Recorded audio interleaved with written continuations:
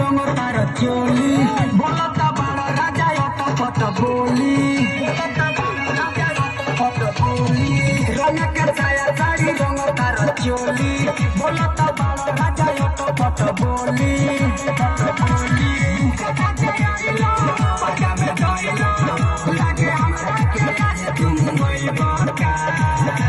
डाल के रंगवा नचलो रंगवा भीतर ले भी जाइब का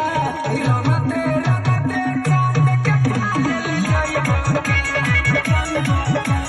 डाल के रंगवा नचलो रंगवा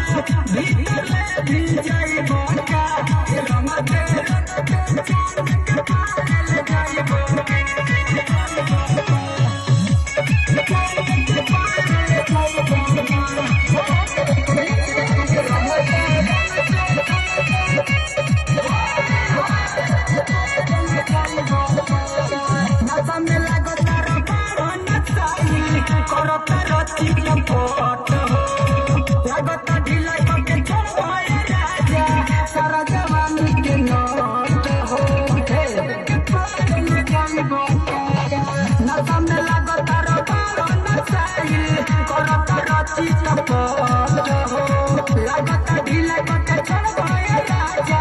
सारा जवानी के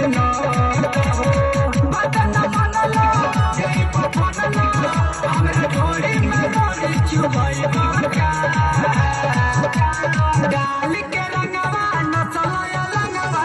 भीतर ले भी जाइब का रंगते रंगते चांद के पागल जाइब डाल के रंगवा नचलो रंगवा भीतर ले भी जाइब का रंगते रंगते चांद के पागल जाइब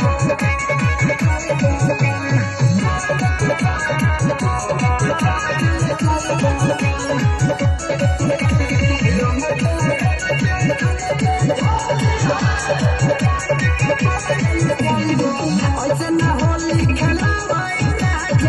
होता है बड़ी गजन हो सजन काठी के हवाई नंद लाले भरल ना तो मन हो होली खेला होता है बड़ी गजन हो सजन काठी के हवाई लागे भरल ना तो मन हो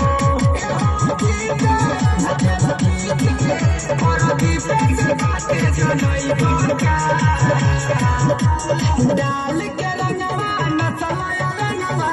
भीतर ले भी जाइब का रंगते रंगते चांद के पागल जाइब डाल के रंगवा नचलो रंगवा भीतर ले भी जाइब का रंगते रंगते